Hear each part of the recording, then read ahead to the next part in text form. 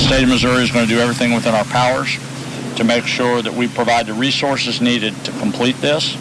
Almost like a microburst. It was, we had boats out there where it was perfectly calm, and then we had a high-speed wind system that just came out of nowhere.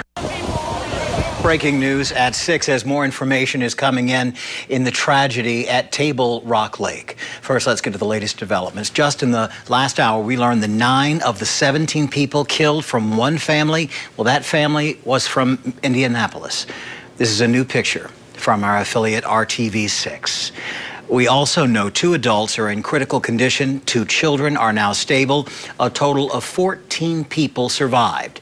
A vigil is set to get underway in just about 3 hours at 9 o'clock.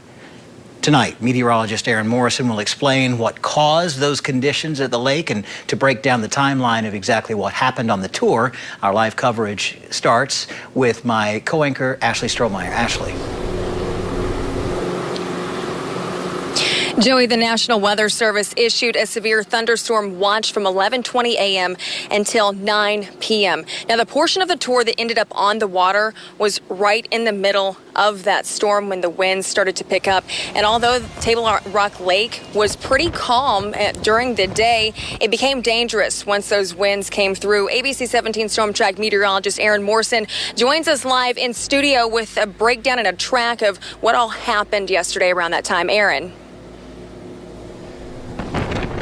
Well, Ashley, with those storms that you just mentioned, we did see the impact of the actual whitecaps that did work their way through the Table Rock Lake. Now, the video that you're looking at, I just want to give you a fair warning that it can be uncomfortable to watch, due in large part to this was the last moments before that lake, or before that boat, duck boat capsized.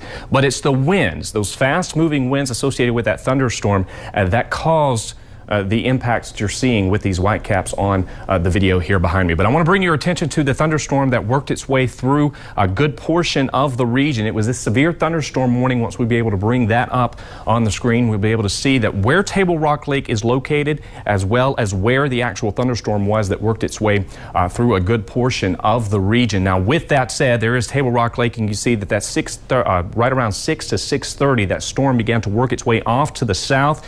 You can see there it is. It is weakening somewhat, but you're beginning to see right ahead of that, this little light green line. That's what we like to call an outflow boundary. It's these winds that due in large part to the downdraft that is occurring within that thunderstorm that rushes out ahead of the storm. It's those thunderstorms, those damaging winds that prompted that severe thunderstorm warning that was issued at 6:32 p.m. and worked out ahead of that storm. And that's when you saw that severe thunderstorm warning that was issued for the Table Rock Lake area, with the main hazard being 60-mile-per-hour winds. And that's the severe thunderstorm warning went until 7:30 p.m. Ashley. Aaron, thank you. And Joey, and for you at home, Governor Parson is here at Table Rock Lake within 5 minutes of me getting here, a little before 3 o'clock. I spoke to him directly. He is talking to those bystanders who saw what happened. They jumped into action and physically jumped into the water to rescue those people, or as many people as they could. Unfortunately, a few of them, Governor Parson said, had already died. This isn't the first time a duck boat company has had to deal with tragedy like this. In 1999, at Lake Hamilton, a similar duck boat with a canopy went out onto the water, and within 7 minutes, it sank in 60 feet of water. That was in Hot Springs, Arkansas.